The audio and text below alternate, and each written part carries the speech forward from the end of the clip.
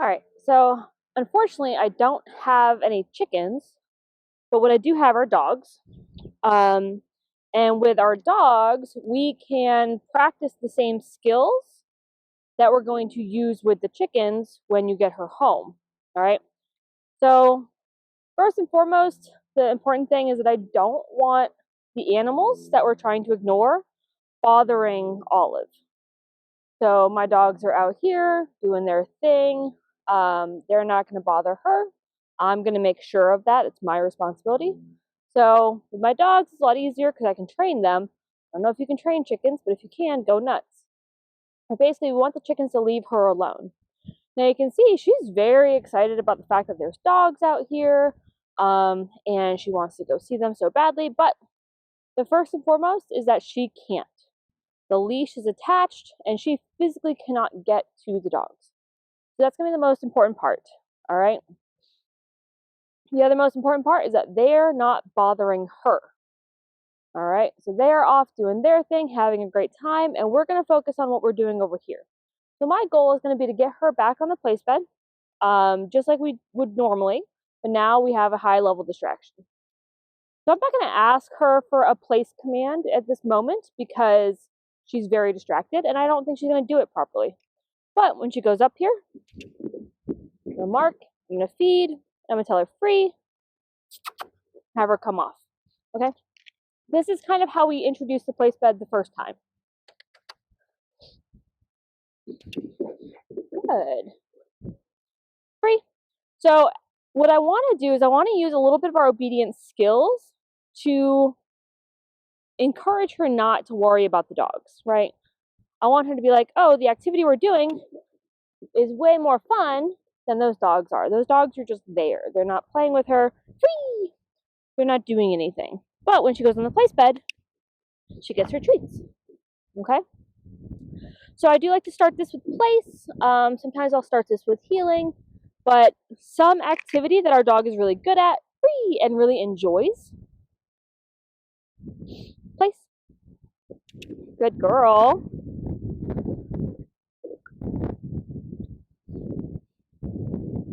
Free. And you're going to do this exact same activity with the chickens. Place. Right?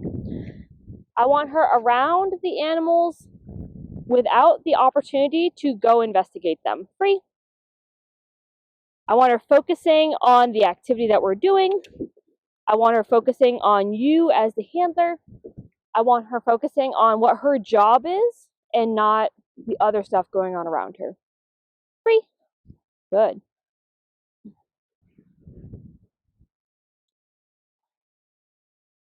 I'm sure that will work also with your chickens. I just tossed a whole bunch of kibble out there and let them go find it. Free. Good. Place.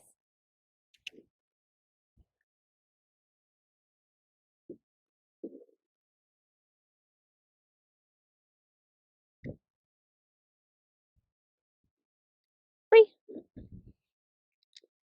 Place.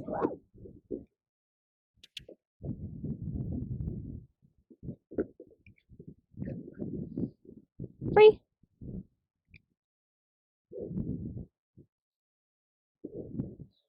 Free. Place.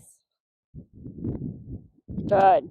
So what I'm incorporating now is because I asked her for a place, right? And if you saw, I said place, and she kind of still went over to go try to see the other dog. I use that e-collar to kind of encourage her to the bed. So we talked about using the e-collar in the place of the leash. Free. So like, for instance, if we want her to sit, we say, Olive, sit. If she doesn't do it, we're going to use a little bit of leash pressure. Sit. And then when she sits, the pressure turns off. So when she feels upward leash pressure, that means to sit. The e-collar works the same way. So if I ask her for a sit, if she doesn't sit, she can feel that e-collar until she does. Heel. Same thing for our heel command. If I say down, good. And I did lure her a little bit down. So I can use that e-collar. Now we would need to add some deliberate practice for these skills. Our focus with the e-collar was on the recall. We didn't use it with these skills as much. But no, down. But with a few repetitions, she's going to pick it up very quickly. 3, place. Good.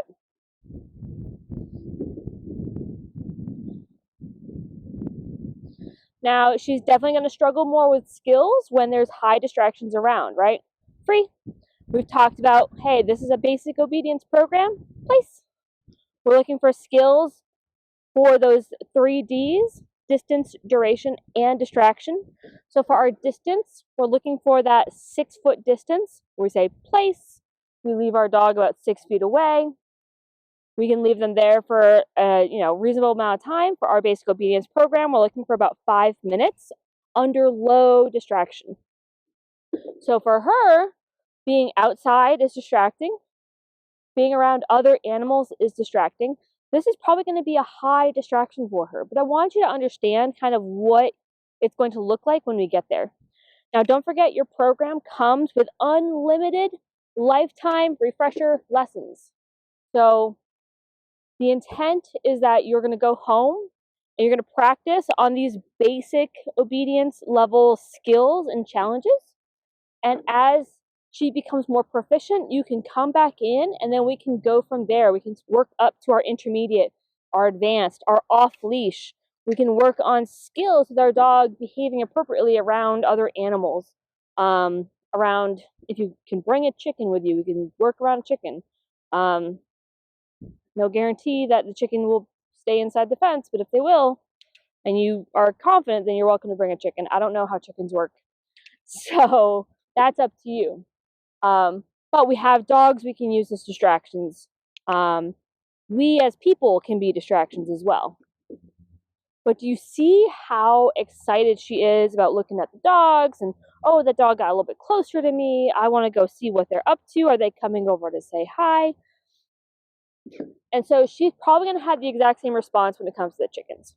So if you notice, when we up the distraction to this level, what I'm not doing is I'm not adding a whole bunch of distance. I'm not adding a ton of duration between rewards.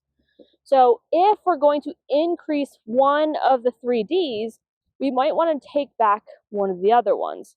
So I'm not going to add distance right now because the distraction in of itself has created a huge challenge for her. So if she can stay on the bed while she's right next to me, I think that's a huge win, right? And as we do this more and more, it'll become easier for her. She'll realize, hey, those dogs are boring. They don't want to play with me, whatever. So I think I talked about when we were doing the healing video that I want healing to be a very excited, enthusiastic behavior. And place is intended to be a very calm behavior generally. Place should be a calm behavior, but as you can tell, she's very excited, she's looking around. But it is a skill that she's able to maintain even though there's high levels of distraction around her. Now, place. So, when we're talking about ignoring distractions, place is very easy for her to stay on the place bed, but there's a lot of benefit to using a high level of enthusiasm in a behavior. So what I'm going to do next is I'm going to show you what healing should look like. It might be something she's going to struggle with a little bit more, but maybe she'll surprise us. Whee! Oh, great. All right. Olive. Now, for my dogs, I scattered a whole bunch of food on the ground, so that's going to be a big distraction for her. But again, I want her to know that her food is in my pouch, right? So I'm going to use the leash. I'm going to use the e-collar, whatever I got to do to keep her nose up off the ground and just keep her focused on me.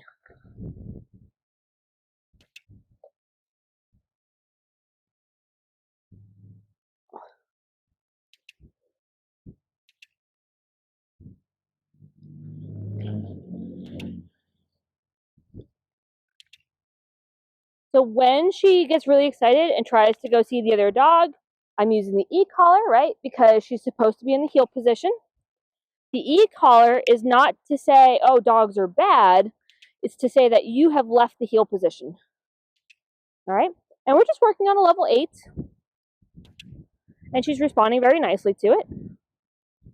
Olive, good. But again, this is a very high level of distraction for her. I think she's doing pretty good. This is our first time doing this with heeling out here with other dogs around, and she's doing very well. And the more she gets rewarded for heeling in this type of environment, the better she's going to do.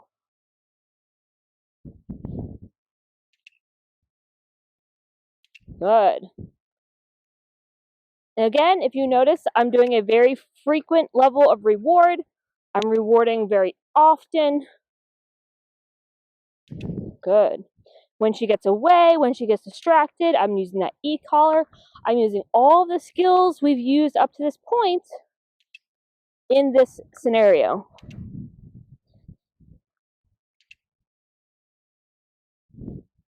Olive. Good.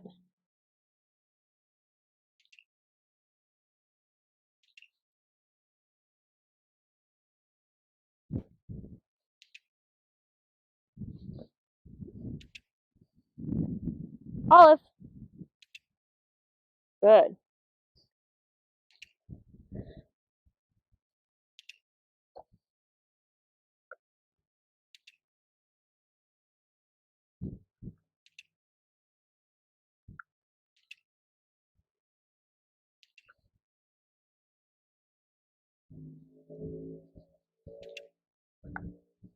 Olive. Olive. Olive.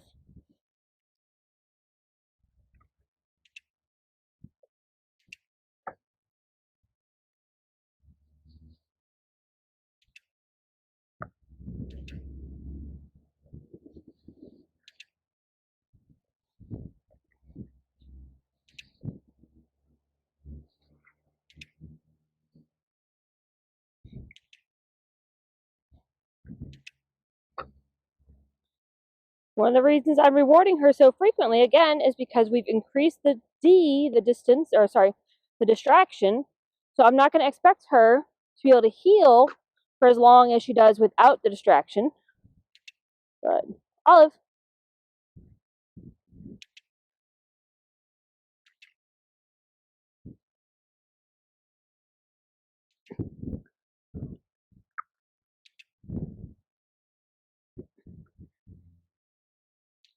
Good girl.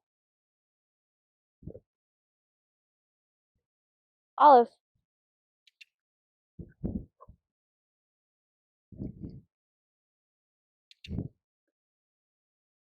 Olive.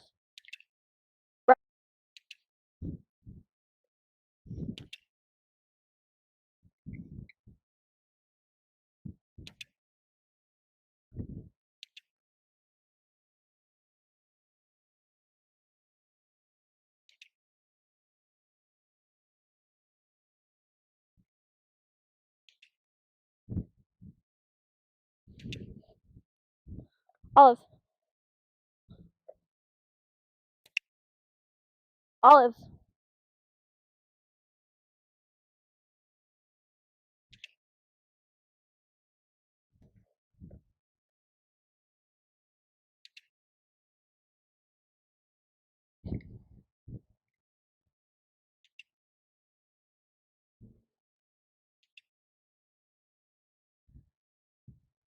Olive.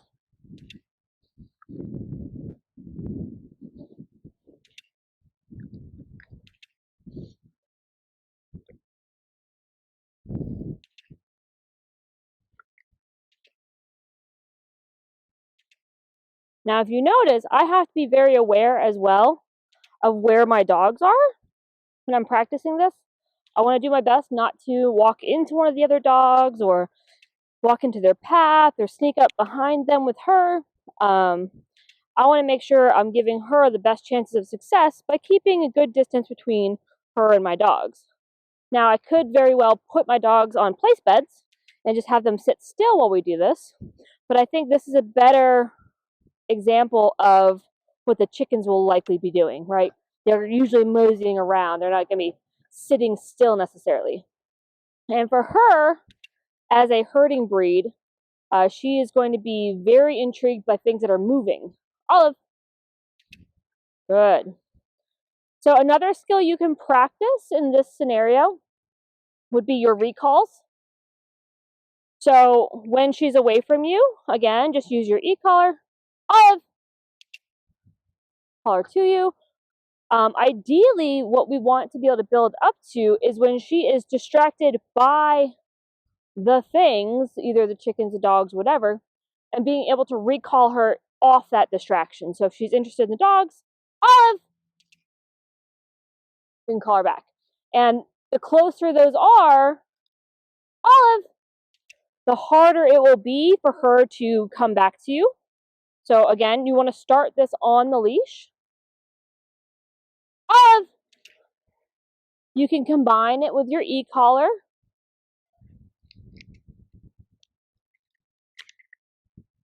Olive. But as you can see, the way we practice it looks exactly the same. As you can tell, Olive, when the distractions are closer, it becomes a little bit more challenging for her to do the recall, but she was able to do it. Good. And look at that. What's going to end up happening is if we practice this enough, when she gets very interested in the other dogs, we say, hey, we're going to call you back, right? Hey, you see a dog, I'm going to call you. You see a dog, I'm going to call you. You see a dog, I'm going to call you. Eventually, she's going to see a dog and go, oh, I know you're about to call me. I might as well just come back. And, of course, in your instance, we'd be using chickens. Olive, the girl.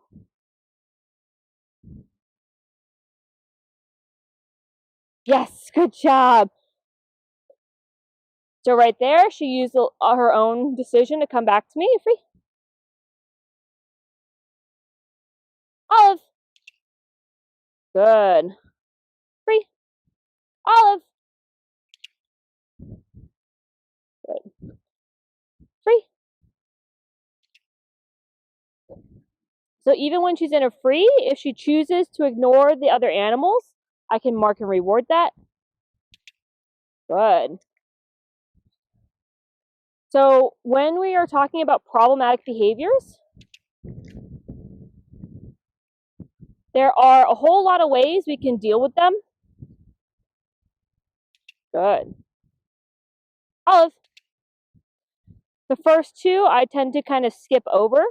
The first one is to get rid of the dog, right? You don't want the dog chasing the chickens, get rid of the dog.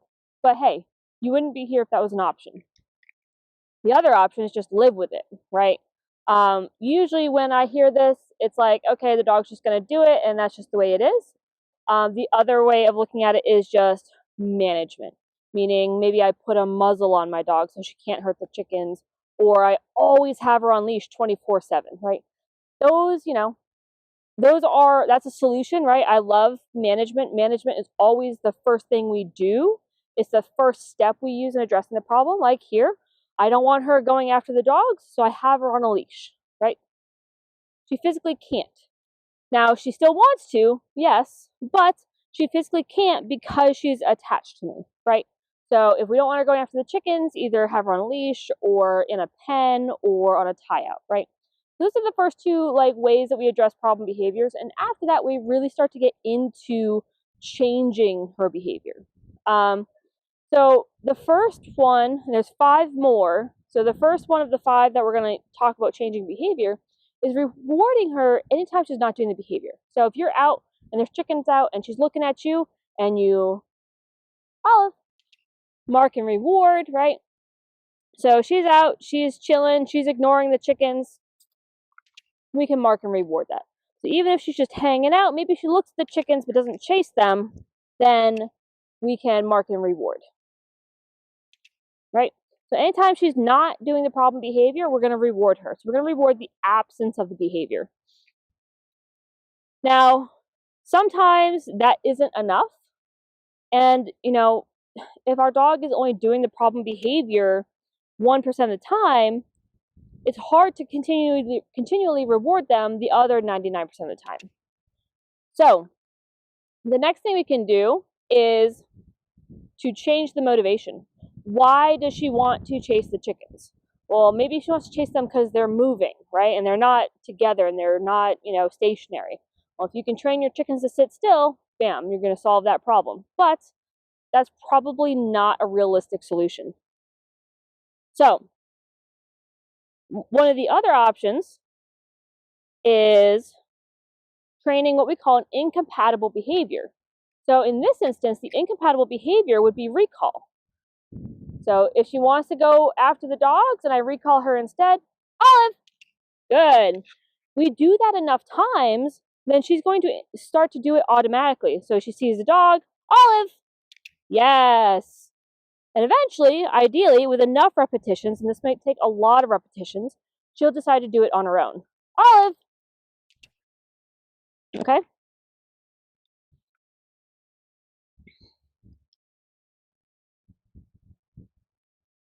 Oh, so one of the other options, and this is usually the first one I go over, is ignoring the behavior. That's really hard for a behavior that we are not inadvertently rewarding.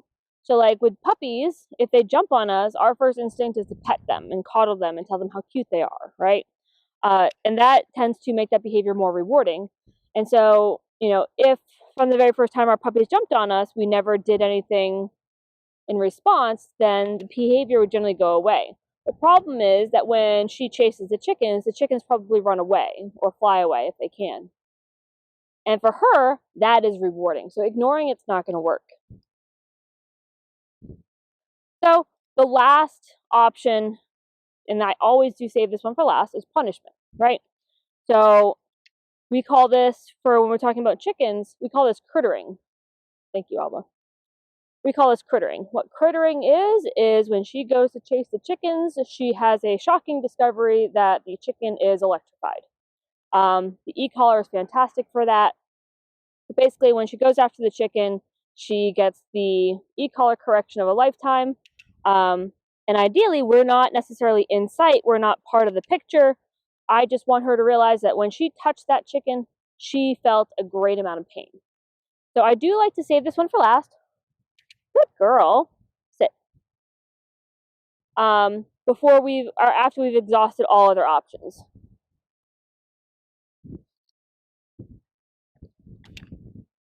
Like I said, I always do save punishment for the end. Once I've exhausted all other options, then we can go into punishment.